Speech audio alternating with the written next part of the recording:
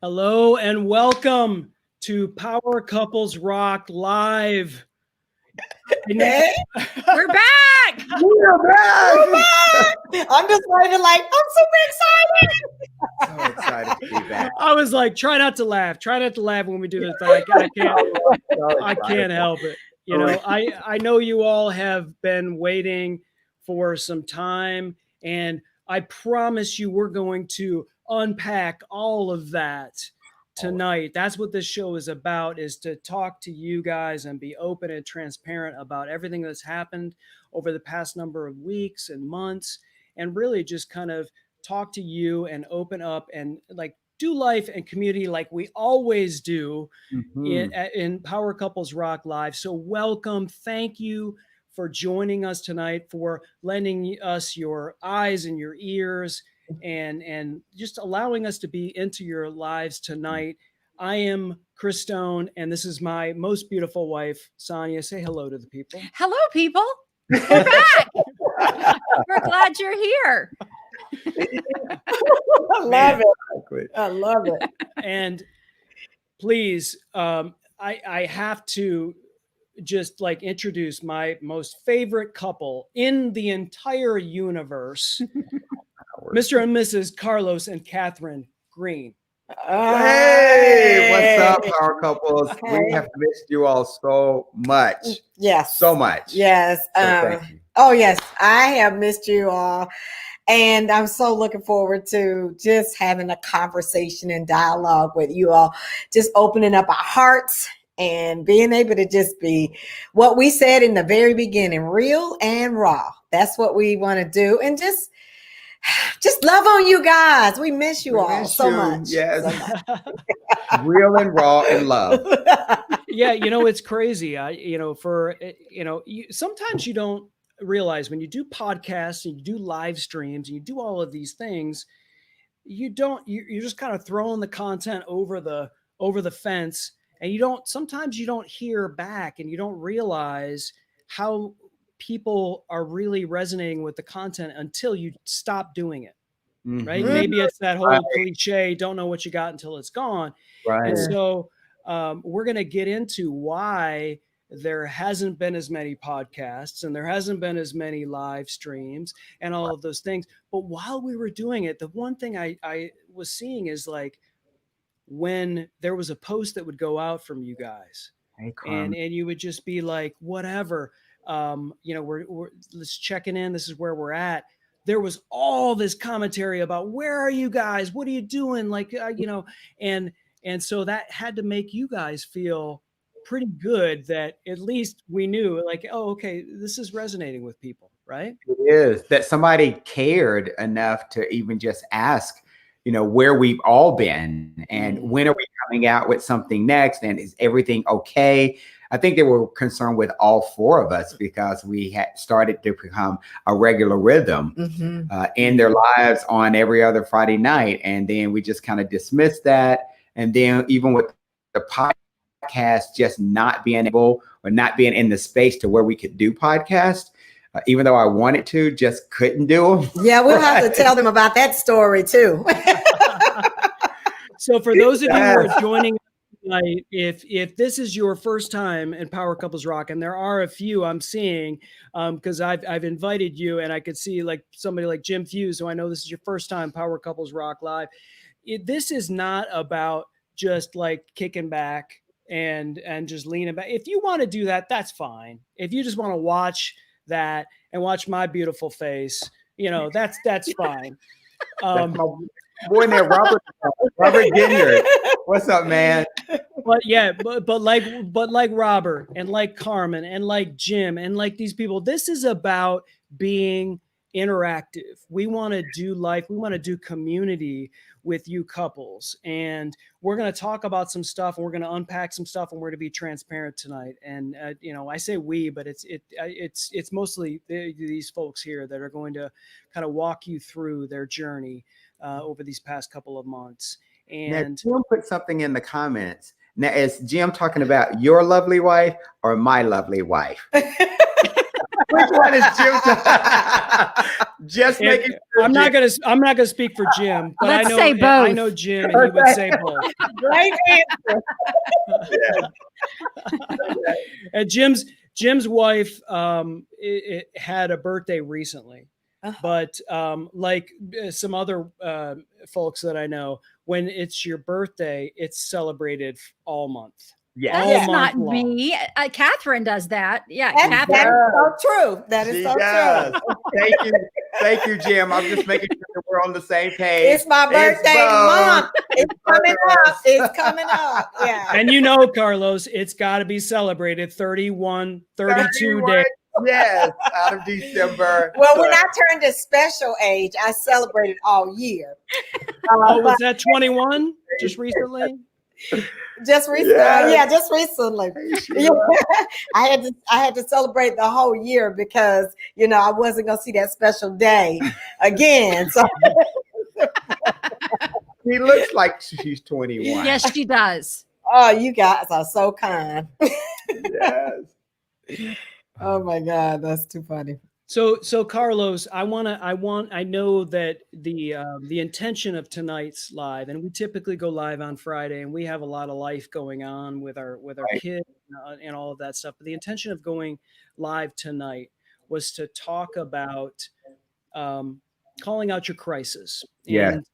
And I know that word crisis is maybe tossed around a little bit, haphazardly. But I know you guys recently went through a situation, life-threatening crisis and everything. And I would love to just kind of put that out there and talk about that and open that up to the community that's here tonight. There's a number of folks that are on here live, and just kind of, talk through that. So I'm going to open that up to you and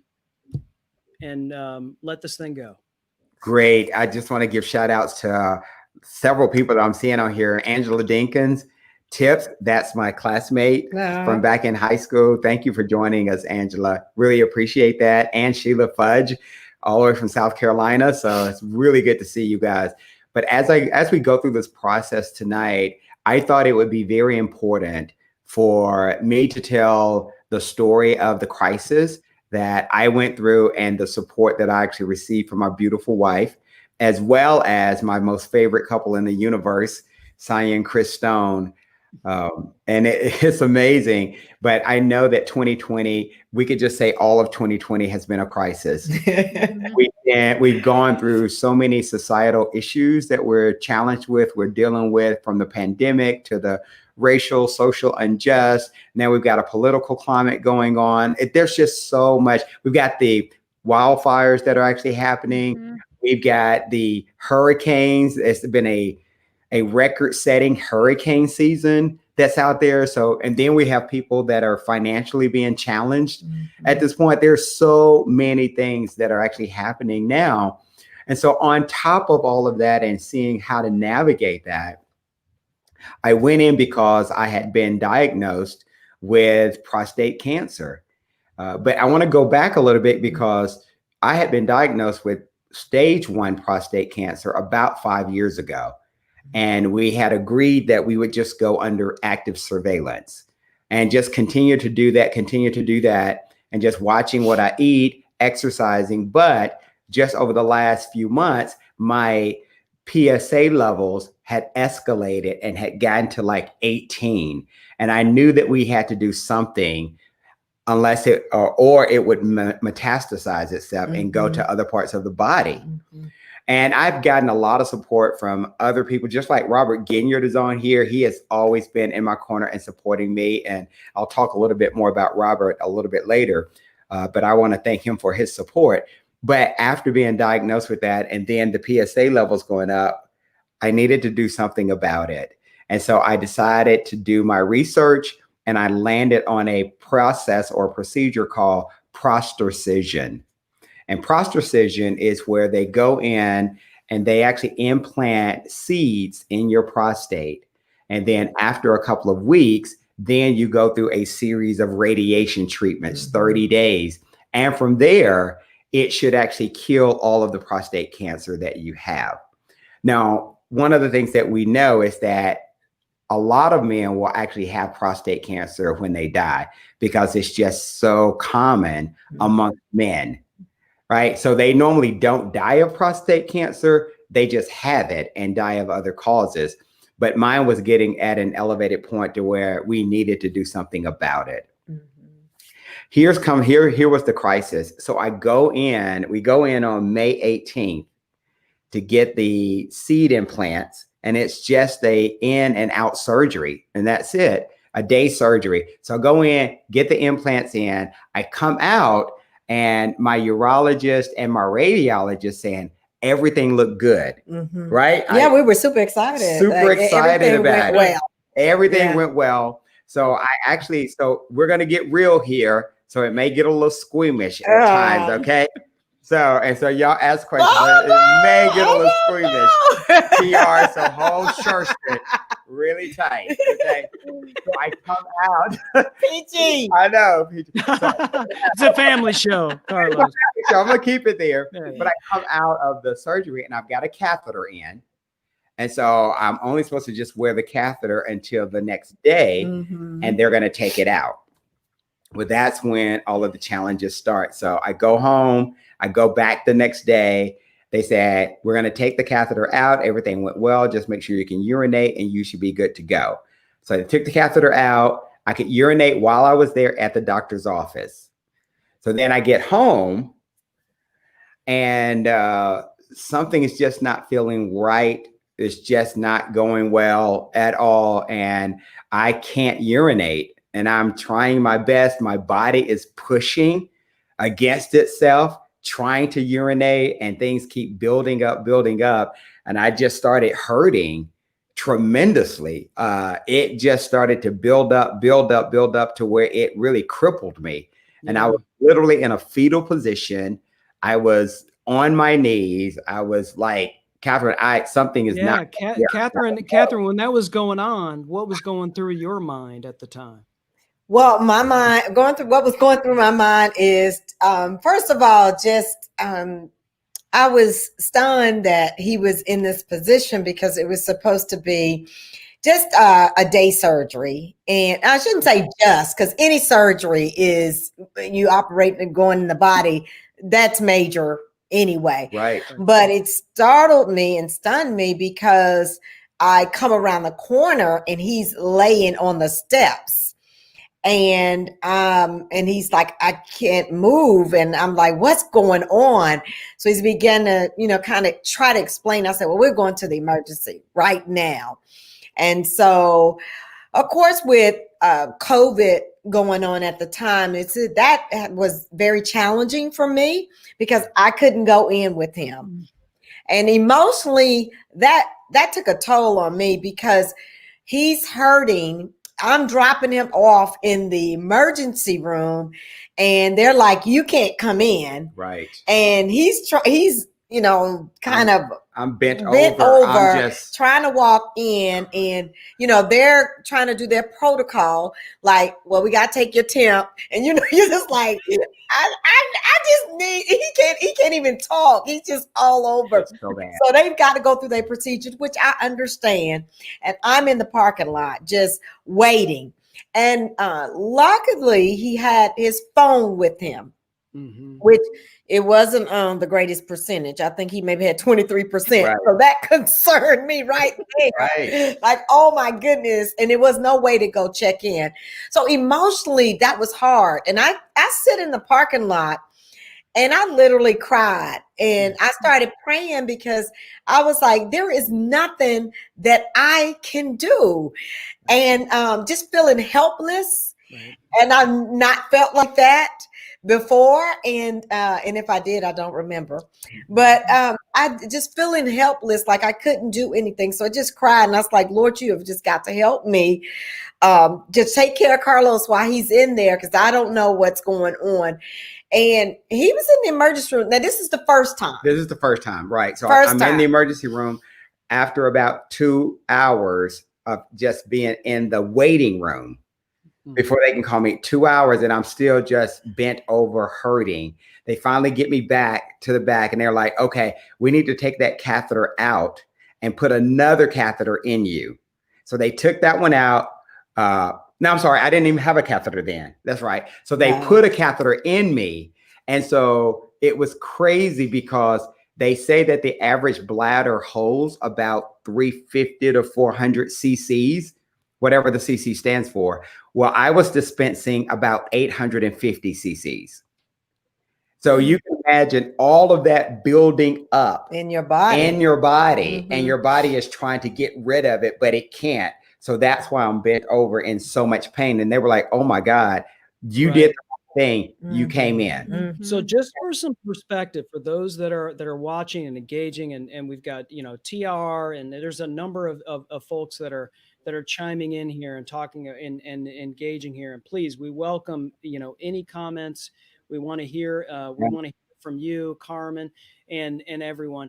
Just for some perspective, this, I don't know where this is the moment that we're talking about and the timeline of when we were actually supposed to do a Power Couples Rock live. This was later. I know where you're going with this. Okay. It was later. Well, okay, it was later. But after everything that Carlos has gone through, we were scheduled to go and do a show to celebrate your anniversary. Right, our anniversary. Yes. This is right. And we were in a conversation, and Carlos was going to go into surgery. And the plan for Carlos was when he gets out of surgery that we would go live. I did. Yeah, the doctor had other had other instructions for Carlos in terms of us going live here. But I will tell you, I had a conversation. It was Katherine on the phone, Carlos in the hospital bed, and Carlos was like not fighting. That's not the wrong word, but you were wanting to go live.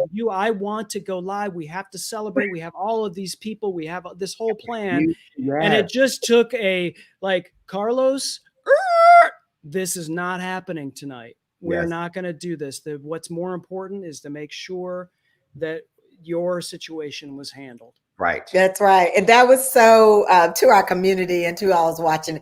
That was stressful, to say the least, and funny at the same time, because Carlos was pressing us. Chris and Kath, I can do this. I can do this. Just bring me a shirt and I'll button up my shirt and you can prop me up in this hospital bed. And I'm thinking, dude, first of all, bring this and bring that. And I was like, Carlos, they won't know that I have he said they won't know, this beautiful hospital, background that we have. Right. Everybody was like, why was Carlos drunk on and the doctor, as Chris said, and this just like Carlos, the doctor came and said, well, you'll be under anesthesia.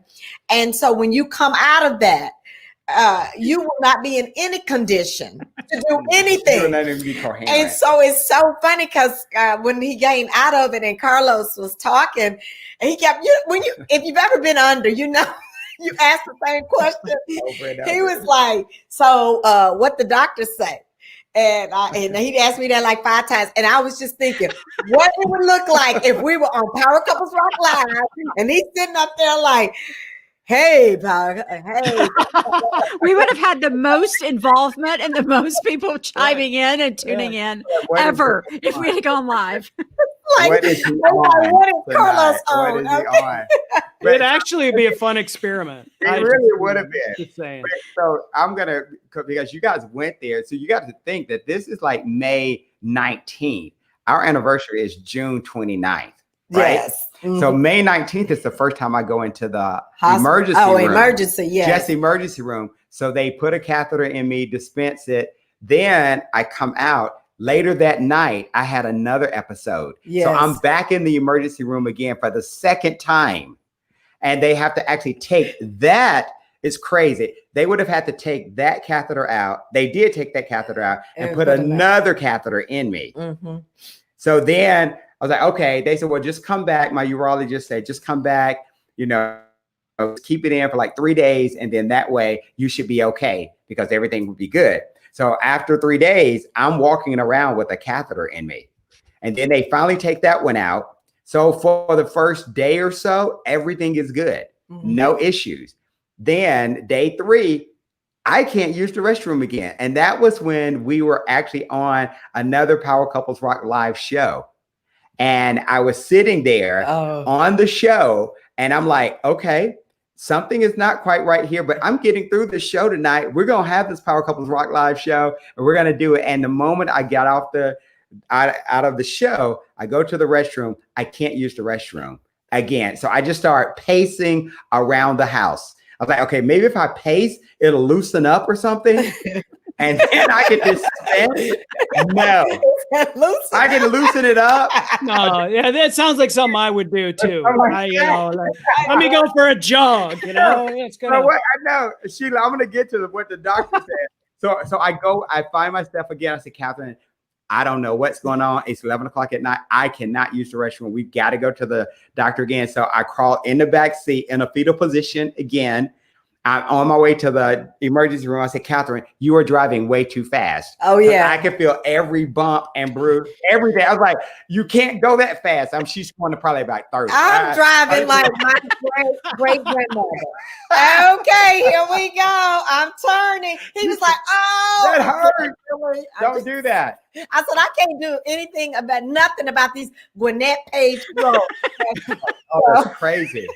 So we get to the emergency room. He can't go in again. I finally, after another 2 hours of waiting in the emergency room, I get in there. And so they put another no bumps, please. I don't know, bumps, please. Exactly. So then they put another catheter in me. So now we've got 4 catheters going on, right? So then they're like, okay, you probably need to keep this in and go back and see your urologist again. I was like, okay, this is not fun. How do I have a catheter? But then I keep the catheter in for like 3 or 4 days. But here's the thing about it. The nurse said, here's what's going on with you. What's happening is that anytime you put pressure on it, your prostate is bleeding. And so then when it bleeds, it's actually forming blood clots in your bladder. Oh, yeah. And the blood clot is actually blocking the catheter. So nothing will come out. And that's why you're having those issues. If you go to your urologist, tell them to do a bladder. I call irrigation. It's bladder a bladder irrigation. I call it a bladder blowout, right? Yeah. Bladder irrigation. This is crazy. And you don't want to request it unless you need it. Yeah, exactly. I told Carlos, we were on the call. Bladder irrigation. I know. I'm like, this is how they do the bladder irrigation, people. So you have a catheter in, and then they put these junction tubes or connection tubes, and then they put saline in it, and they push the saline in through the catheter, and it cycles itself out. And then all I could see was blood sediments coming out in this vial. And she did it like 4 times. So I'm just feeling the pressure of that saline going in the catheter, and you know what the catheter is hooked to. So she's just pushing it in. I'm like, okay, but I'm just looking at this vial fill up just full of blood and blood clots. Yeah, I didn't get to see that, of course, because I couldn't go in, and I'm glad I didn't. That might be a good thing. Look, Angela said, of all the episodes, this is my first episode, and this is the episode. Now, one. Yeah. With Angela, Angela, what we do on Power Couples Rock is we talk about each one of our surgeries and each one of our doctor visits. This is being transparent and no. I'm a crisis, so it was crazy. Well, so this is a big deal for, I think, men to even talk about. It is their health and to talk about what they go through, and it's so important that I think that they share that. What she said, but she got to stay. See how it turns out. Oh. No, we're gonna show y'all how it turns out. No. Family show. Well, so I'm grateful to be able to share that, so that number one, so we can hopefully help other men who have not decided to go to the doctor. Right. And it is necessary because before we proceed on. Because if he hadn't caught this early on, what did science say? Oh, Sonny gave me that look. You know, And you Go said to the doctor. Go to the doctor because go to the doctor. Fran said Tom left on that note. Tell Tom, my fraternity brother, to get back on and watch this. This is important. no, it's so important. It's so important that they go to the doctor. And it says, though, statistics said most married couples, they're more likely to go. Men are more likely to go to the doctor because we hold each other accountable. Right. And so every year that was like, you going to the doctor.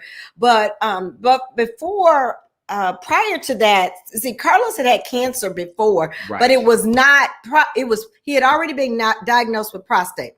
And then in the midst of that, he had an intestinal cancer that he didn't find out until he got a colonoscopy. So Get your colonoscopies done and the doctor decided to just go up a little bit further. And then he saw those carcinomas. That he saw a tumor. Yes. So then he went in, and once I got the surgery done, when he opened me up, he saw that I had a string of carcinoid polyps that were in my small intestine. Right. And so yeah, Carlos, I have something that I want to interject here. So, you know, I 100% agree that there is absolute hesitation, men and women, myself included, of going to the doctor, especially when you're asymptomatic from anything, right? To make sure that you're tested. Did you have any sort of family history that related to cancer? Maybe not necessarily cancer where you experienced it, but I think a lot of people, when they have family members that have, you know, whether it's cancer or whether it's any sort of other type of thing, that illness that is hereditary, right? Yes. If they're not symptomatic and they're like, well, I'm healthy, I do this, I feel great, right? But if your father, grandfather, mother, you know, grandmother or whatever had, and you have a family history of things, I think people still just, even when they feel okay, they're like, because I'm hesitant, because I feel, even though I have that family history, they don't go and get things checked out. Right. And so that's a great question. So my great uncle and my cousin, who is his father, my great uncle and his son, who is my cousin, they both had prostate cancer. Okay. So my great uncle passed away from it, and my cousin had his actually removed. And then my dad actually had throat cancer as well as lung cancer. And so it's prevalent, to say the least. So I would go and get checked. I mean, I would always go get my annual physicals. And when it was time for me to get my colonoscopy, I needed to do that. I went ahead and did it. And thank God I did it, because that was a saving grace for me, for them to find that cancer in my bladder, or I'm sorry, in my intestines. So they took out about 1.5 feet of my intestines to get rid of that. And that was like 5 years ago. So this is still why I was diagnosed with prostate cancer as well. But they're like, well, you're good with prostate cancer. Let's get this other thing taken care of. Yeah, because that one was more treatable. But I do want to ask Carlos a question, and certainly our audience can ask questions. Fran says, her husband said Carlos was being too graphic. I'm just being real. Look, we just want to be real, because one of the things that we realized, Carlos went to the hospital 5 times. Okay. And wait, are we on the prostate cancer? No, but this is the prostate. I'm sorry. Let me prostate. He went to the hospital 5 times, and in the midst of that, to the emergency room. In the midst of that, on the 5th time is when they admitted him. The 6th time. Oh, 6. I'm sorry. I'm getting all you. That's okay. The 6th time they admitted him. A lot of visits. It's hard to keep track. It was a lot of visits. But in the midst of that, we had to seek a second opinion, because we were feeling like the doctor wasn't. But that's when I was in the hospital. Right. When you were in the hospital, so when saw another opinion. The way they admitted me the 6th time is that they had did another bladder irrigation in the emergency room, and they were signing me out, and they said, we think you're good now. You can go, and you just keep your catheter in the 6th time. keep your catheter in, see your urologist in the next 2 to 3 days. I said, okay. And I stood up and I said, oh my God, I've got to urinate. And when I urinated, nothing but blood came out. And they were like, you're not going anywhere. You're going to stay here and we're admitting you to the hospital until we find out what's going on. Well, that's a good part about it. It happened at the hospital because it reminds you of like when you hear a clicking sound on your car and then you take it to the mechanic and it's not clicking anymore. Yes. Like, really? Yes. And so Exactly. that was a blessing that it happened there. But in the midst of all of that, you took over, so I forgot what I was going to say. Well, you're talking about I was in the hospital. Well, they admitted me to the hospital. I can remember all of this. Right? Okay. Oh, So I know what I was okay. No, going to you're say. good. You were going to ask a question of Carlos. Yeah, I was going to ask him a question because of all of this he's gone through. I wanted to say emotionally, first of all, what did it do to you, first of all, when you heard the word cancer? That's the first question. And how did you process that in your own way before you revealed it to me? I think when I heard the word cancer, or when I was in the hospital, I had a wave of emotions going through because I know that that's how my father passed away. And I don't ever I didn't ever feel like I was going to pass away, but I could just remember the challenges that he went through dealing with his cancer challenge. And it was tremendous. So that was hard. And then the other thing is that it gave me strength because he was so strong going through it. And so just a lot of prayer and laying on of hands. I wouldn't even lay hands on myself to just speak healing in that space, because Katherine could only stay in the hospital with me. And I was in the hospital like 6 days. She could only stay till 8 p.m. And then she had to leave and couldn't come back up until 8 a.m. the next morning. So I'm in the hospital from 8 p.m. on, and there's nothing for me to do. And I'm exhausted. I'm tired. Anything that I do, it just hurts, or it's uncomfortable, or you're just laying there. So I spent a lot of time either listening to music or just praying. That's what I did. And so just going through, and the entire time I've got this catheter in, they finally take it out, and then they put another catheter in me. And that one probably hurt more than anything, because if you guys know anything about the catheters, they're different sizes. So I started off with what they call a 16 diameter. I think that's what they call it. But I ended up, the last catheter I get, it was a 24. So if you know, it starts out small and it gets bigger and bigger and bigger, and they're just ramming it in. It's not like they give you like a sedative or something to deaden it. They just say, count to 3 and hold your breath. See, this is why Thomas left. I'm squirming over here. No, but I know people are squirming. So talk to me, Katherine.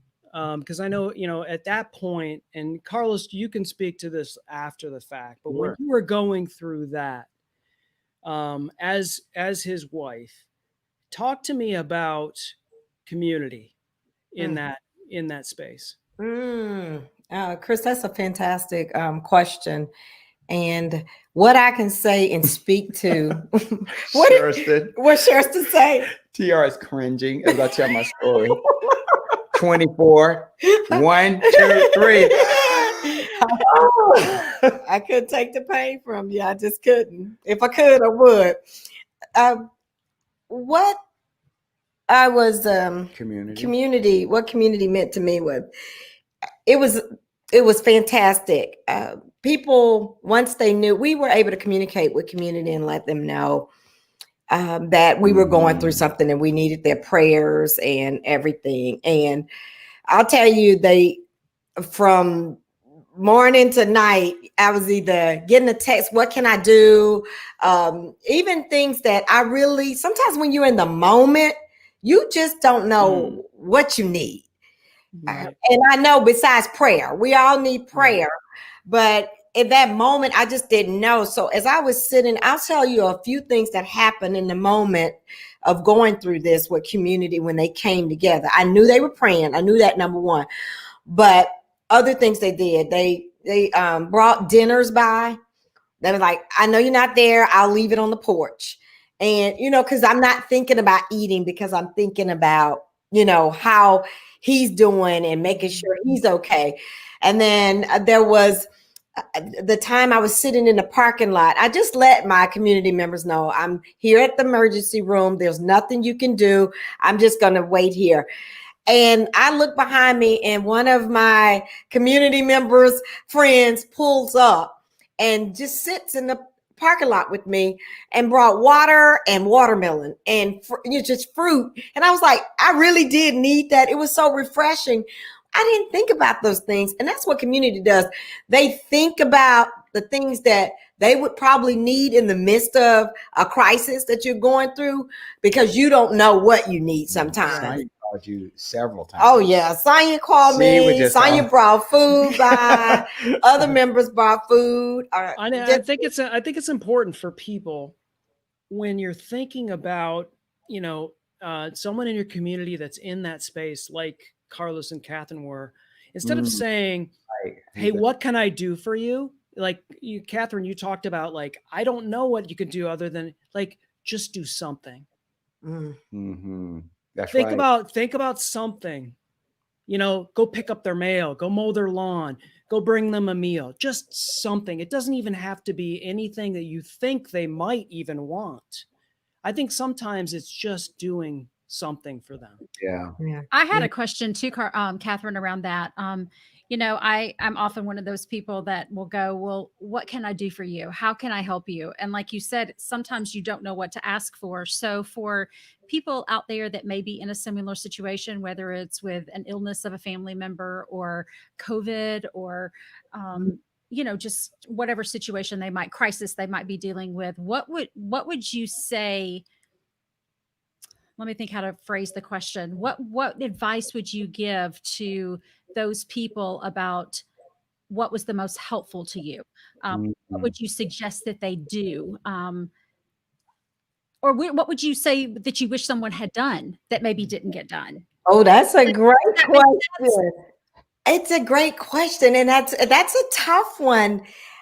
I just always think about putting myself in someone's shoes and saying the things that I know that I would need. So if a person has kids and I'm thinking, wow, they have kids. All of my kids are older. They have younger kids. Maybe I can say, I'll come by and pick up your kids for, a few hours. Can I pick them up from school? Can I help you?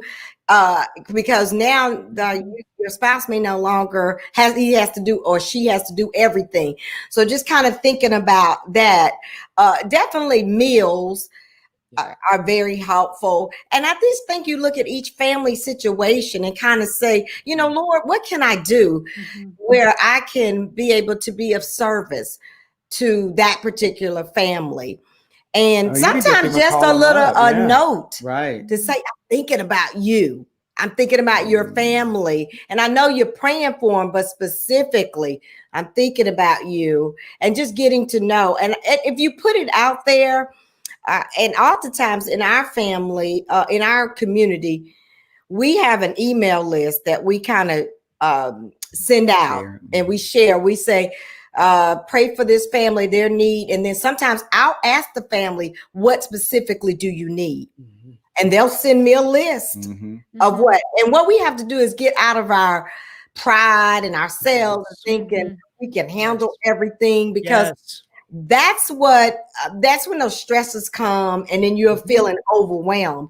And when people say they want to be there for you, they really do mean that.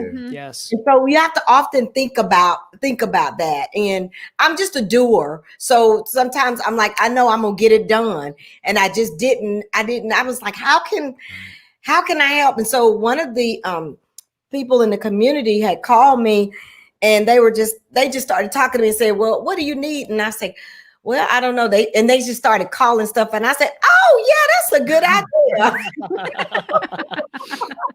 And went down the list and like, boom, that one. Right.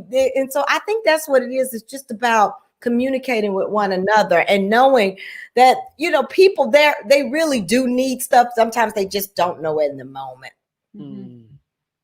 Yeah. And I think, like Jim's comment here, that's my problem. I think I can take care of that all myself. And there's a lot of people, like you said, I'll admit myself as well. There's a pride thing. It's like, your initial instinct is when someone says, "Do you need anything?" You're like, no, I got it. Well, you know what? Maybe you don't. Yes. Maybe you don't got it. Right. It's okay to admit that. It's okay to say, you know what? I need a little help. I can be a little vulnerable here and say, what would be awesome? Can you do this for me? And that person would. That's why they asked. They asked because they want to do something for you. So allow them to do that for you. And you're actually serving them because you're giving them something that they can feel good about doing something for you. So that's a great point about the pride, Katherine. Thank you. It's the small things. And again, even though generally people say I'm praying for you, sometimes people just want to hear it from you. You text them and say, "Hey, I thought about you today. Is there anything? I'm on my way to lunch. Can I pick you up some lunch? I'm on my." So it's just thinking about those others, because I wouldn't. Sonia even asked, I'm on my way out. I'll come and sit over. I'll bring you some lunch over in the parking lot. And I said, I'm really not hungry because I had just eaten at that time. And so, and later on, she checked back on me to see how I was doing. But at that time, somebody else had rolled up in the parking lot and said, "Well, I was just going to stop by and just sit here. I don't have anything else to do. The kids are being taken care of."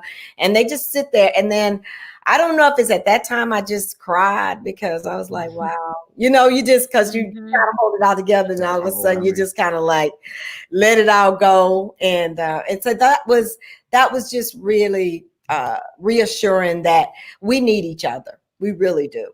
Carlos, can you talk a little bit about when you were going through all of this, how your marriage was affected throughout this process? And I mean, you don't necessarily have to talk about 24-inch catheters. No, right. No, we know it wasn't inches. But like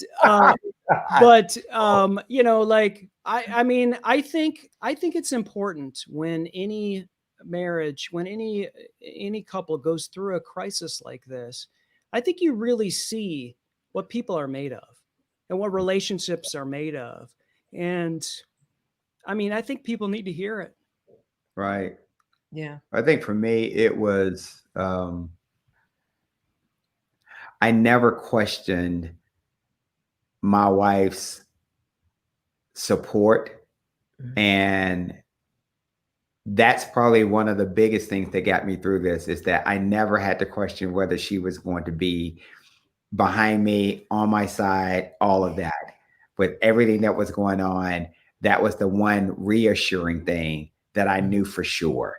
I may not have known why I was bleeding or why all these things were going on, but one thing I certainly knew is that my wife was right there beside me and was supporting all the way. All the way to the time I actually got out of the hospital. That was it. And for me, it really brought to life those vows of in sickness and in health. That's I right. said, here it is. Here it is. Again. We're about to put this one to the test again. Really We'd have been through For Richer or For Poor, and now this was in sickness and in health. And two times. And but I thought about all the times that this is my time to step up, and I want to be as supportive of him as I can. And I mean, this is the man I'm going to be growing so old with, and we worked on our relationship.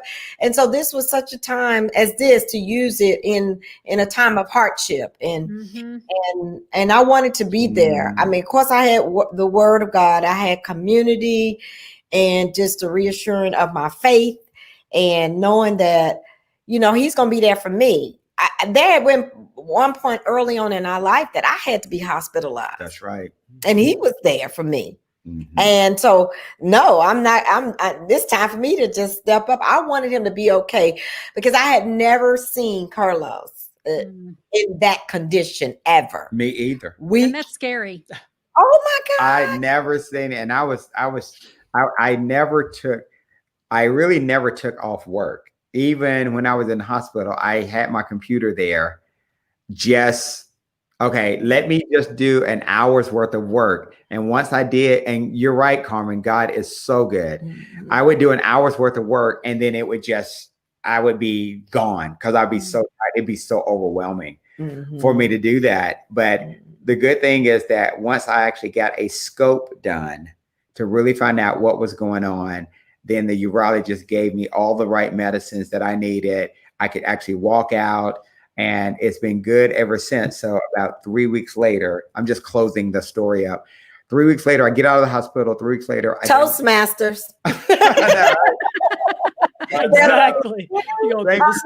And an end. Get the salary. So after that, then I went through my 30 days of chemo. I mean, not chemo, radiation. I went through and that was every day for like 15 minutes. So you go in and then you sit on lay on the table. Then they shoot you in all kinds of ways for like 15 minutes, and then you're out. So I did that, and at the end of that, those ladies became like family to me. So I went out and bought them like food items on my last day to say thank you for everything that you've done. It was really good. I just brought him a big basket of stuff. He had all those people looking at his junk. I was just gonna say.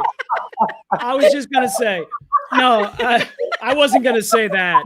I couldn't let it go by. I was like, dang, all the women, they were loving Carlos. You're like, no. He goes home with me, ladies. Yeah, I'm like, I can't. You can't do that because you got to get the radiation. You need them. Unless you know you need them, you can't do it all by yourself. But you know that the illness was not like if you do the work on your marriage consistently, right, then those challenges and storms that come your way, that's when it's put to the test. Lou Holtz said, let's see, life is 10% of what happens to you, and then 90% of how you respond. Come on, to it, and how we responded is how we got through it. That 90% of how we responded, of all of the tools that we had in our belt, it was time to pull it out. You know what I'm saying? Right. Time to get that hammer, pull them nails out. You know, that screw some stuff in. And it was just like that. It was coming to fruition.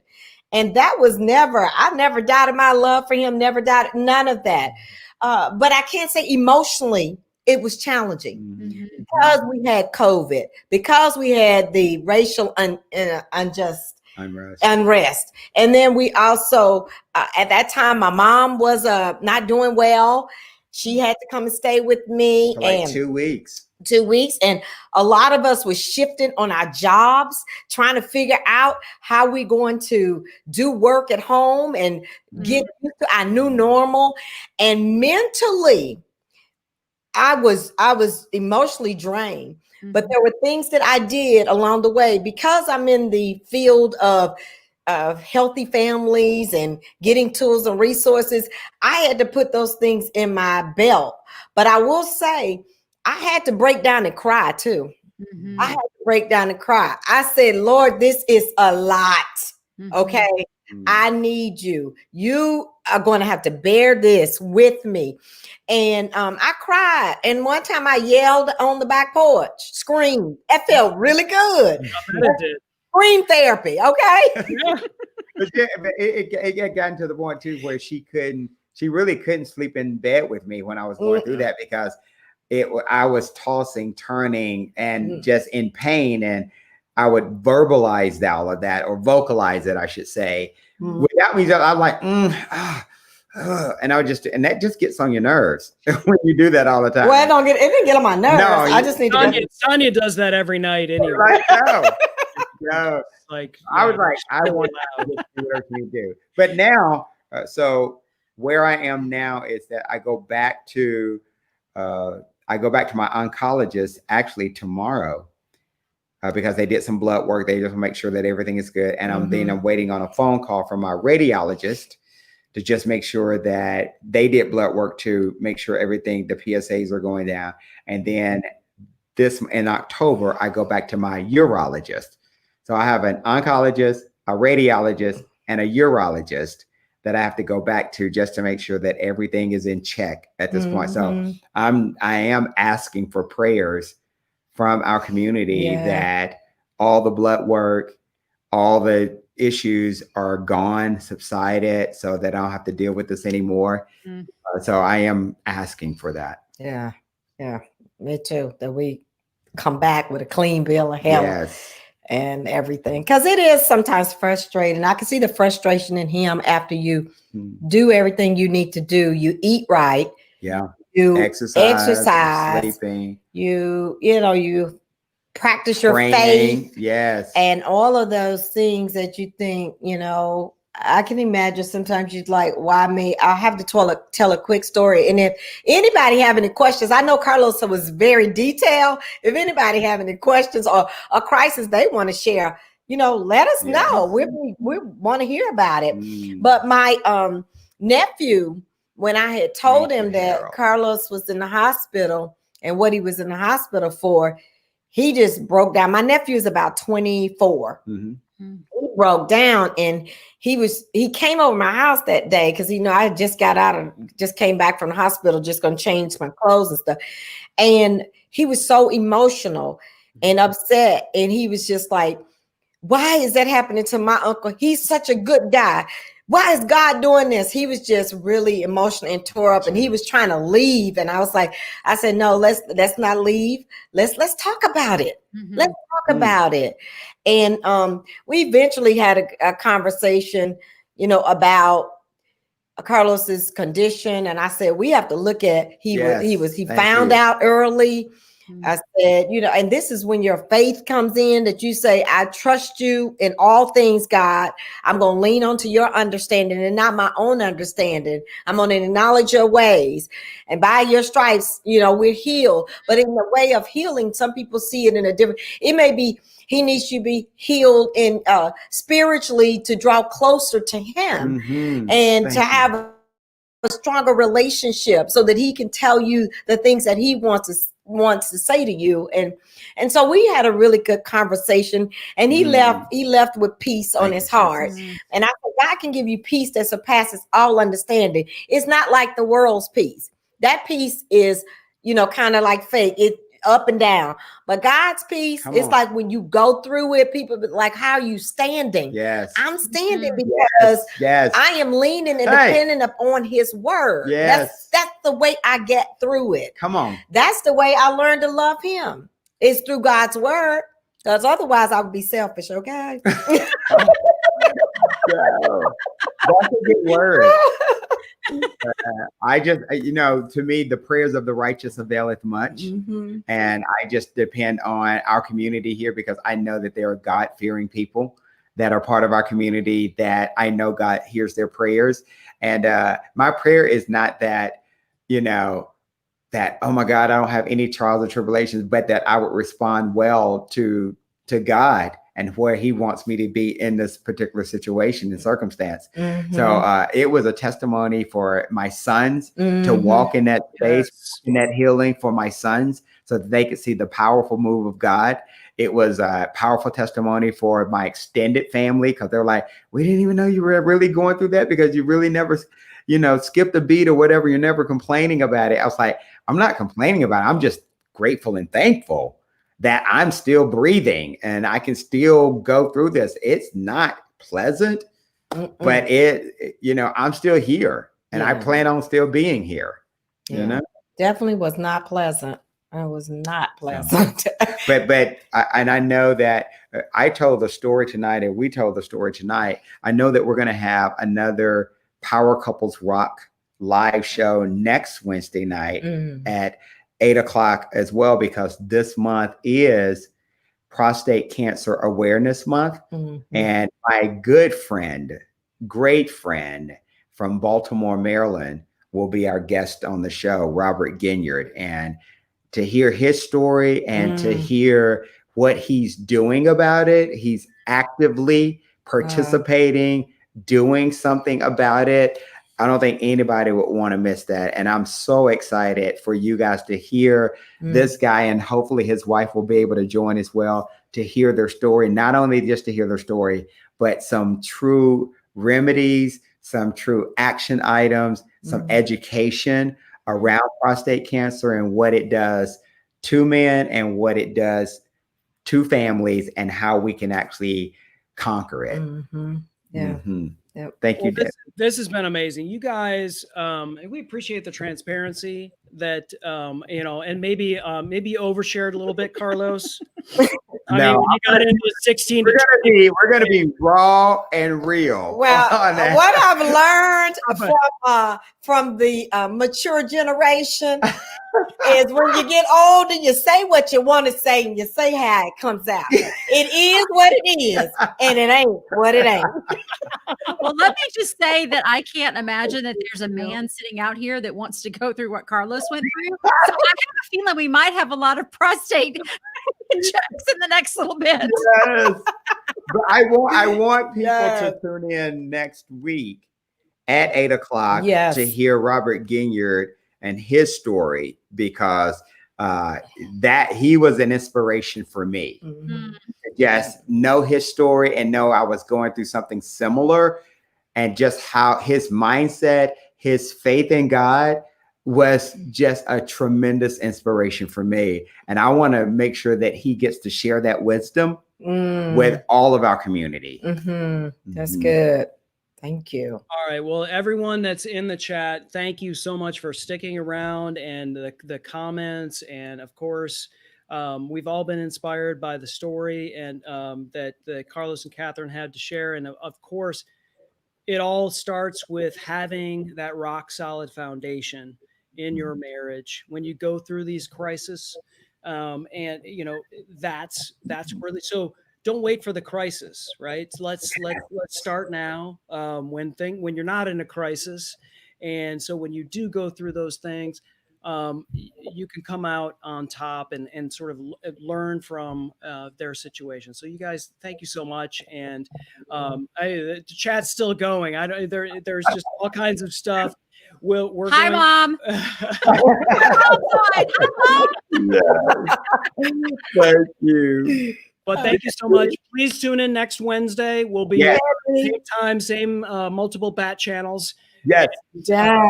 I guess without further ado, let's get powered up.